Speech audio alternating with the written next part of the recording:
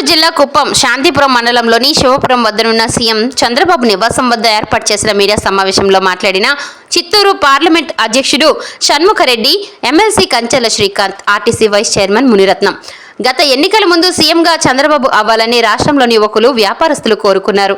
గత ఎన్నికల్లో కూటమి ప్రభుత్వం అధికారంలోకి వస్తే రాష్ట్రానికి కంపెనీలు తీసుకొస్తామని హామీ ఇచ్చారు. ఎన్నికల్లో ఇచ్చిన హామీల ప్రకారం నేడు అనకాపల్లిలో స్టీల్ ప్లాంట్ పరిశ్రమకు సీఎం చంద్రబాబు శంకుస్థాపన చేశారు. గత వైసీపీ హయాంలో ఉక్కు పరిశ్రమను ప్రైవేటు పరం చేస్తుంటే ఏమీ మాట్లాడకుండా ప్యాలెస్లో కూర్చున్న వ్యక్తి జగన్మోహన్ రెడ్డి. దావోస్కు వెళ్లి అనేక కంపెనీలను తీసుకొచ్చిన నాయకుడు చంద్రబాబు నాయుడు. గత వైసీపీ హయాంలోనే మాజీ మంత్రి రోజా ఆంధ్రాకు అగ్గిపెట్టు కూడా తీసుకురాలేకపోయింది. మాజీ మంత్రి రోజా నిస్సిగ్గుగా మాట్లాడుతోంది. సుమారు 47,000 ఓట్లతో ప్రజలు రోజాను ఓడించినా బుద్ధి రాలేదు. వైసీపీ నాయకులు, కార్యకర్తలు ఇప్పటికైనా తెలుసుకోవాలి.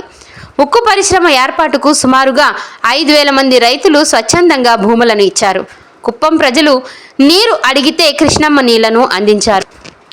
గత ఎన్నికల్లో కూటమి ప్రభుత్వాన్ని 93% స్ట్రైక్ రేట్తో ప్రజలు గెలిపించారు.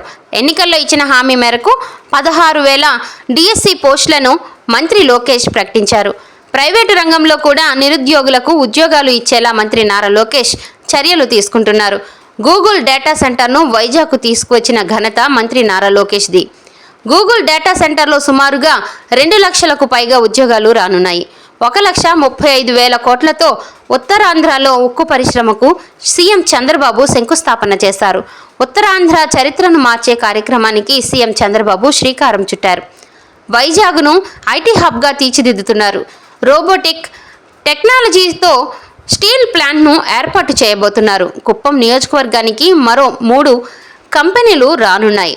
అభివృద్ధి చేసే నాయకులకు, ప్రభుత్వానికి ప్రజలందరూ అండగా ఉండాలని తెలియజేశారు. ఫేజ్ 1 పూర్తి చేసే దిశగా ఈరోజు చంద్రబాబు నాయుడు గారు దిశానిర్దేశం చేసి ఆ కంపెనీకి సంబంధించిన వ్యక్తులు కూడా అదే వేదిక నుంచి కూడా మేము పూర్తి చేస్తామని చెప్పనేసి